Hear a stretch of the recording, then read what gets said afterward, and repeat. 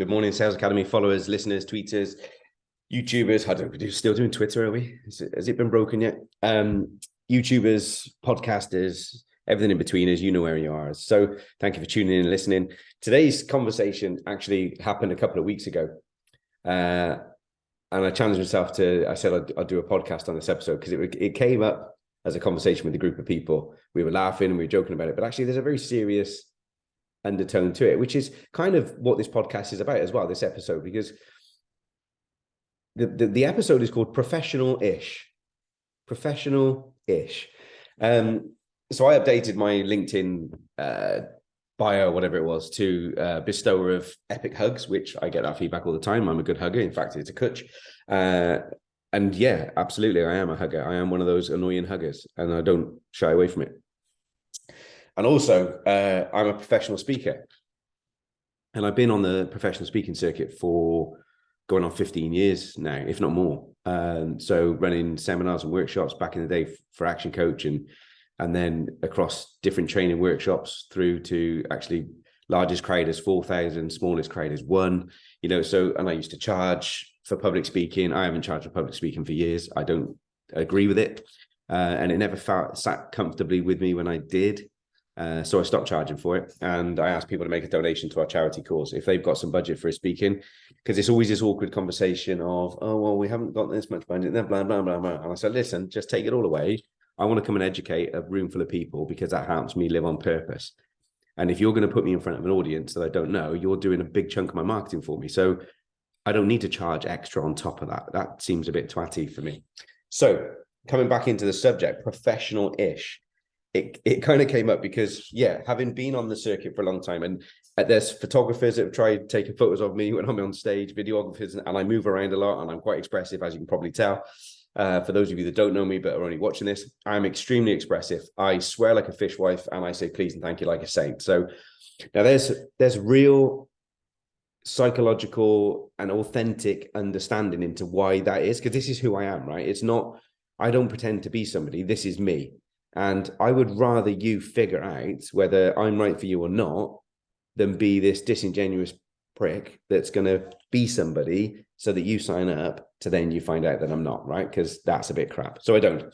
And what it enables me to do, and it's enabled me to do for a very long time, is just be me. And the more I find I'm me, the better I get at being me. Funny that. And I get challenged about this at times.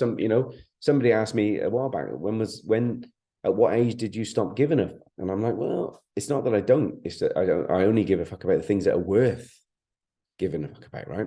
Don't waste time and effort on stuff. We get one go at this freaking life, right? So don't waste this stuff.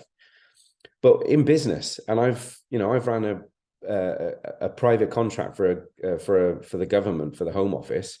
I won contracts within that contract to increase the revenue of that contract. I delivered results through my team, and they delivered fantastically. And I coached and I led them through that. And, so these are serious contracts and serious roles. And I've got into leadership and training at a very young age, in my very early 20s. I've had teams of 100 plus a couple of times, in charge of budgets. So I've had very serious roles. I've had some shit roles as well, but it's all about life experience and enriching and stuff. And what I found was the more real, the more human, and the more just genuine we are, you get rid of all that pretentiousness and, I have to be this way because we're in a board meeting, or I have to behave in this certain way because we're doing that. And it's like, stop it. That person that you are pretending to be, nobody buys into, nobody really likes, because it's not who you are. It's this persona that you're pretending to be. So that's how this discussion went and evolved and developed. And I'd reflect, and we all did, on our careers and our backgrounds and our experiences. And every single person, bar none, in that conversation said, I don't care about the swearing and the straightness and all this. You are a straight talker, Ad, and you say it as it is, but it's always thought-provoking and it always challenges and stuff. And they would rather deal with people like that because they know where they stand. And I'm like, yeah, see? So the conversation evolved and expanded again. And some people were saying about, their relationship with their customers. They wish their customers were more honest with them in terms of what they really wanted and needed, and didn't play games. They wish at times that they hadn't played games in the past, and I know what that feels like. So when I updated that bio to say professional-ish speaker, it's done deliberately. It's part of my marketing because, yeah, I am a professional speaker, but I'm not your Toastmasters kind of equivalent, right? I will come and I'll blow the frigging roof off. So whether it's a team event, whether it's an AGM, I'm going to get people doing exercises. It will be memorable. They're going to learn some shit and they're going to have some takeaways because I'm focused on the outcomes and I have a very strong skill. I don't know where it comes from. Call it a gift. I've been able to disarm people and just enable them to get real. And I've had that for a very long time and I've nurtured it and I've developed it and I love it. You know, you challenge my algebra, challenge my maths, challenge my science, challenge my academia in total, right? I don't think I've seen my record of achievement far since I left school. Never been asked to show it in an interview because I just blasted the interview, right? Because I turned up as me. Funny that. So, but in that, there's a serious side of it as well, because not everybody likes me and I'm all right with that. Not everybody likes the content. Not everybody likes the way that we do it, you know?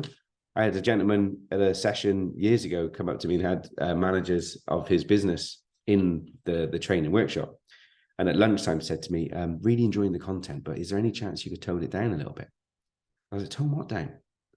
And they're like, well, you know, there's a bit of innuendo and the swearing and stuff, and kind of energy levels is a bit full on and stuff. And I was like, well, that's who we are. So listen, if we've helped you realize that our way of doing things is not your way of doing things, that's really cool, because you can make an informed decision now that even though the content's good and you might be able to take away some of the content, enjoy lunch, stay for the rest of the day if you want to. But if at any point it's not for you, you're a grown up, you can choose, you can leave. That's cool. And I say it with a good heart. I say it with very, very good intentions because I want to poke the bear. I want to get past all of this. It's almost like a stiff upper lip British historical, we have to behave this way in this situation. It's conditioned behaviors that people just fall into. And 9 times out of 10, what happens when you do that is you fall into the same pattern loop thinking. So there's no difference. There's no point of newness or freshness, or there's no blank sheet of paper, because you fall into the same patterns of thinking. Therefore, you get the same decisions, same discussions, same freaking outcomes. So yeah, I want to disrupt. I want to pattern interrupt the way that you're thinking and acting and behaving and getting results. So that's a huge part of this process for me, this way of being for me. So professional-ish is exactly it. I don't want to be professional. I don't want to be super polished. I don't want to be all that bollocks. What I want to be is real, because in my experience, real gets results. So that's it, guys. Love to hear your thoughts. Professional-ish. Think about your environments, right? Think about where you show up and stuff. Think about whether it's business environments, whether it's team stuff, whatever, even networking, you know.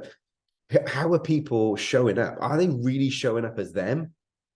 Or are they pretending to be somebody they're not because they think they should in this environment? That's why I think a lot of networking has become a pantomime game of itself, because it was set up to support people in business, because being in business is lonely.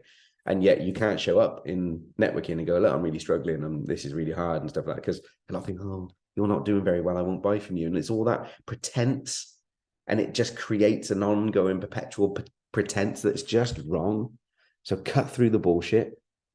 So yeah, that's what I mean by professional-ish. I am deadly serious and I am deadly professional in terms of what I do. And I'm committed to this course because I have been from a young lad, and I will continue to be. I work 3 days a week now, so my retirement age has increased. So death is my retirement plan. You know, I love what I do. It's an absolute privilege to walk alongside people, to challenge them, to poke them, to support them. And I don't take it lightly. Far from it. I study, I read, I attend seminars, I skill up all the freaking time. And I have done for decades. And I will continue to do, because I am a sponge for learning and I love it. I'm a curious little 5-year-old. And that enables me to ask questions and sometimes pull your bloody pants down, because they need pulling down to get you to look at things differently, right? And I mean that metaphorically. Getting naked is getting about really, really raw and honest about what's going on, not the bullshit that you think is going on. So yeah, that's what I mean about professional-ish. So if you're up for a professional-ish speaker, you know who to call, and it ain't Ghostbusters. Catch you soon. Cheers, guys. See you later.